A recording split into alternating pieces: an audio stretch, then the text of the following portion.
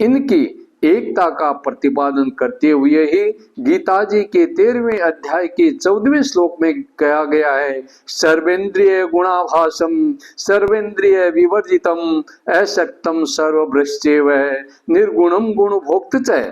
संपूर्ण इंद्रियों से रहित होते हुए भी वे संपूर्ण इंद्रियों का कार्य करते हैं और आसक्ति रहित होते हुए भी सबका धारण पोषण करते हैं। सर्वथा निर्गुण होते हुए भी संपूर्ण गुणों के भोक्ता है। इसी तरह गीता जी के 13वें अध्याय के 15वें श्लोक में भी आया है कि बहिरंतस्य भूतानाम अचरम चरमेव च सूक्ष्म तत्वादविज्ञेयम दूरस्थम चान्तिके च तत्। वे सब प्राणियों के बाहर भीतर हैं और चर अचर प्राणी मात्र भी वे ही हैं।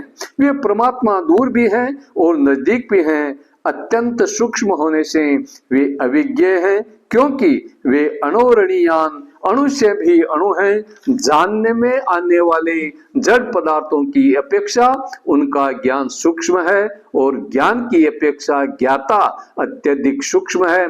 फिर वह जानने में कैसे आ सकता है? इसलिए तो श्रुति भी कहती है, विज्ञाकार मरे केन विजानियात।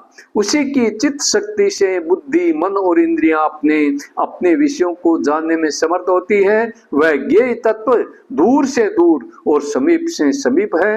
देश की दृष्टि से देखने पर पृथ्वी से समीप शरीर, शरीर से समीप प्राण, प्राण से समीप इंद्रियां, इंद्रियों से समीप मन, मन से समीप बुद्धि, बुद्धि से समीप जीवात्मा तथा उसका भी प्रेरक और प्रकाशक सर्वव्यापी परमात्मा है। और दूर देखने पर शरीर से दूर पृथ्वी, पृथ्वी से दूर जल, जल से दूर तेज, तेज से दूर वायु, वायु से दूर आकाश, आकाश से दूर समष्टि मन, मन से दूर महतत्व, महतत्व से दूर परमात्मा की प्रकृति तथा प्रकृति से अति दूर स्वयं परमात्मा है।